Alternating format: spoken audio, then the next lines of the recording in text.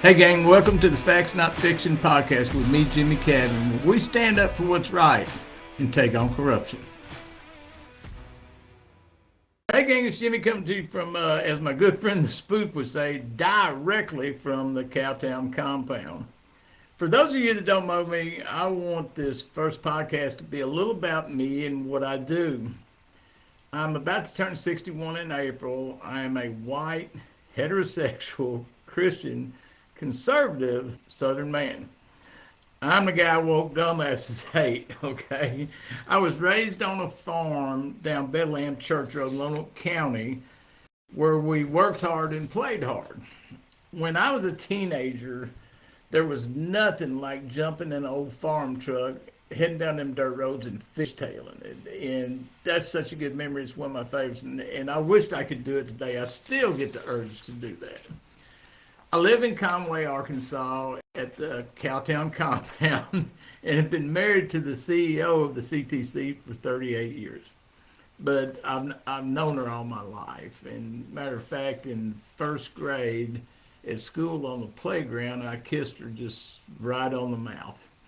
And when I got home, I got my ass beat for that.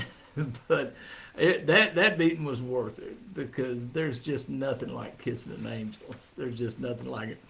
I have two heroes for sons. My oldest son is a firefighter, and my youngest son is a police officer. They've grown to be better men than I am, and for you dads out there, you'll get that because there's just no better feeling than that. There's just no better than feeling that. I'm so proud of them. I'm a strong conservative. I really am. I am a patriot and a defender of the First Amendment. I may not like what you say. It may really bother me, but I'm going to support your right to say it, and I'm going to defend your right to say that. Now, if you go to my Facebook page, which is under Jimmy Cavin, Jimmie Cavin, it won't take you long to see what I do and what I've done over the years. I investigate and take on corrupt government officials, and I'll tell you how I got started doing it. About 10 years ago, an extremely close loved one of mine worked in a governmental agency, and he began to be targeted and harassed, viciously harassed, by a supervisor. And that supervisor was backed up by her boss. Now, that really ate at me. It just tore at me because I was so frustrated because there was nothing I could do to stop it. There was nothing I can do. But long story short, he handled it like a man. And he has gone on to be just an absolute rock star in his profession. But that bothered me so much. So once we got through it, I vowed right then I was going to learn how to fight for those who were being bullied and didn't have the resources or ability to defend themselves. So I started reading, studying laws and policies. And that's something government officials really don't want you to do. That scares them because then you learn how to fight them. Now, shortly after that, a good friend of mine by the name of Jeff Glover, who was a police officer with the North Little Rock Police Department. Now, back then, there was a high school football coach at the North Little Rock High School by the name of Brad Bowling. Now, Jeff had been critical of him on a football social media website, and criticism was justified. Criticism was justified. But Bowling got all in his feelings about it, and he went to North Little Rock Police Chief Mike Davis. And Davis and Bowling were friends, and he actually tried to get Jeff fired. Now, Davis didn't fire Jeff, but he, along with a patrol captain named Jay Kovac, they really verbally reprimanded him and told him he better not say anything else about Coach Brad Bowling on those websites. And I got to tell you, that was bullshit. So because of their positions of power, they were able to bully my friend. And that turned into a mistake. I got involved, and before it was over, Bowling was gone from North Little Rock. And I had Davis and Kovac on Malox on a daily basis. Shortly after that, I got the label professional bully fighter, and I've worn it ever since, and with great pride. I truly take great pride in that. People then began reaching out to me with stories of being bullied and asking for help, and I did help them, and I have ever since. Now, don't just take what someone tells me as fact. If it needs to be looked into, the first thing I do is my due diligence. Okay, I look in to see if there's actually a legit issue is there. If there is, then I dig in and take on their bullies. Now that's morphed into expanding by investigating other types of corruption, such as financial corruption with government officials. I've developed a reputation for being relentless.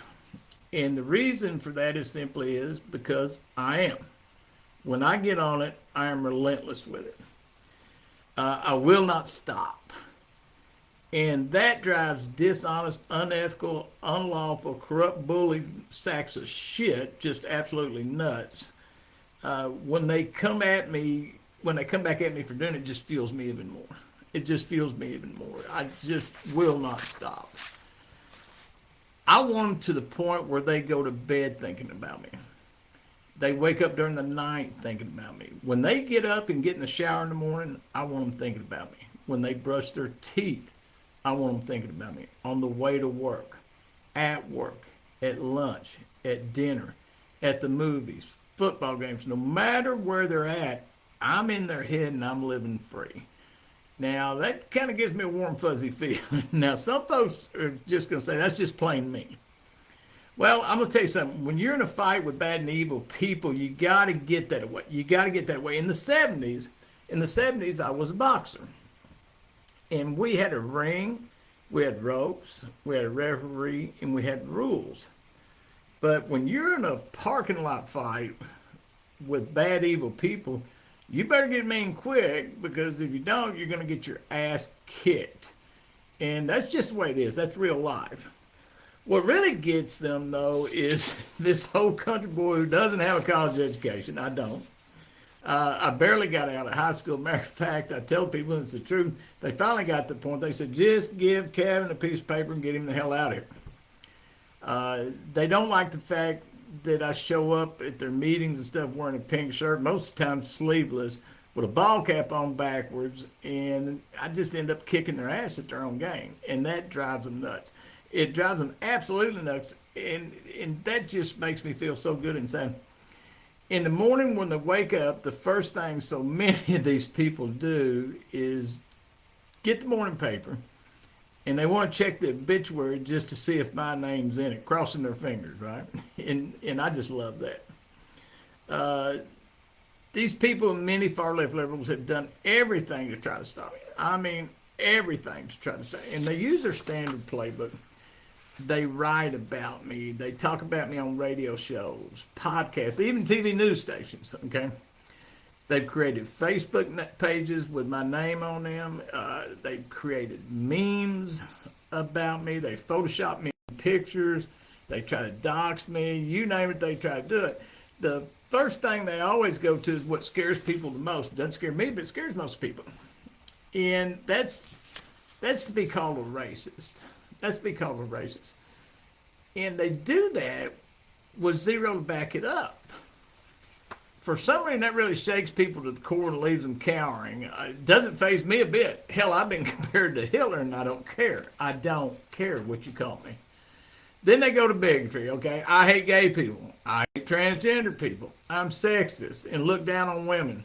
And when they say it, I don't care. I don't care. There's this far left radical extremist guy in Little Rock, goes by the name of Ian Boudreaux. Now, he says he's a native Indian warrior chief or some shit like that. I don't know. He's just an eight ball. But he's well known and popular among all the woke folks. And he owns and operates a hot dog cart in Little Rock. And I'll tell you, he does. He does really well with that hot dog cart. He really does. But I call him Chief Hot Dog, and that really pisses him off. He is an avid cop hater. I mean, an avid cop hater. And he and another dipshit by the name of Russ Raycup are well known on social media. one day in a real threatening way, he told me that they were going to make me famous. And I shot back real quick. I said, hell, son, you can't make me famous because I already am. And he didn't know what to say to that. I tell these folks, take your best shot. Get on the radio, get on a podcast, on the news, knock yourself out. He'll put some billboards up with me on it. Okay, put my name all over billboards. Say whatever you want about me. I'm just going to smile because here's the deal. No one can label me what I'm not. Okay? They can try all day long, but it doesn't change who I am. It doesn't change anything, okay? These tactics, they've never fazed me. They've never fazed me. Now, how do I accomplish what I do? Well, for one, I utilize the Arkansas Freedom of Information Act. It's a crucial tool in investigations in gathering information I need. But one of my greatest assets in fighting bullies and corruptions is sources. Now, I've developed relationships with so many sources over the years and continue to do that today. I can't tell you how important these people are exposing and fighting bullies and corruption in government. I mean, I can't tell you how important they are. The reason I can build those relationships is summed up in one word. It's called trust. It's called trust. People know when they contact me that I'm going to keep it completely confidential, and I'm going to stick to my word in everything I tell them. I won't leave them. I won't leave them even when the jackals are circling around. I got their backs and they know it. Trust is everything. Now, I get calls and messages and emails, every day from people asking for help. People I've never even heard of. And it truly does, it bugs me. It really eats me sometimes that I can't get to everyone. But the reality is I'm just one guy, okay? I'm just one guy. And I spend 7 days a week doing this. It seems like there's never enough time in a day, but that's okay because it's time well spent. It's time well spent with me. I taught my boys from a young age, you can't save the world, but if you're in a position to help someone in need and you don't, then that's a sin, and it's on you. And so I taught them that way, and they're really good about that. I'm going to tell you right now, I bully bullies. I bully bullies. And I ain't screwed up about it. Not one bit. But that's not all you're going to hear about on this podcast, okay? We're going to talk about all kinds of subjects. Legislation, politics, social issues, corruption in the media, and much more. If it's topic of interest, we're going to talk about it. We're going to talk about it. We're going to have guests on that are informative and very entertaining. And I don't want to just give you my opinion or others' opinions that are like mine. I want to give you opposing opinions on subject matter. Now, I work hard. I work really hard to get these people to come on and present their perspectives, but I can't make them. It seems like so many on the left are big to scream and yell about their stuff, but when you say, hey, come on, let's have a discussion about it, they don't seem to want to do that. What I pride myself in doing the most is giving you what the media won't. I'm going to give you facts and not fiction. Facts, but not fiction. Like I said, now I'm going to give you my opinion. I'm going to give you my opinion, but if I state something as fact, I can back it up. I've got the documents, I've got the recordings, I've got everything necessary to back what if I state as fact, I've got it backed up. I can promise you that. Now, some people may not like the facts I present, and sometimes it pisses people off. I don't care. But they can't dispute them. And that's why they're pissed. They're pissed because they can't dispute the facts. So, do this. Buckle up. Come on for the ride, and have some fun with me. I like to have fun with this. If you agree with what I say, okay, great. Sound off. Say it. But if you think I'm nuts and off base or anything like that, then speak your mind. Speak it. I want to hear it. Like I said, I'm a First Amendment guy. And I may not like what you're going to say, but I'm going to support you saying it, okay? And for all you unethical, corrupt lowlifes out there, in case you haven't figured it out yet, you need to. You need to, because I'm like country music.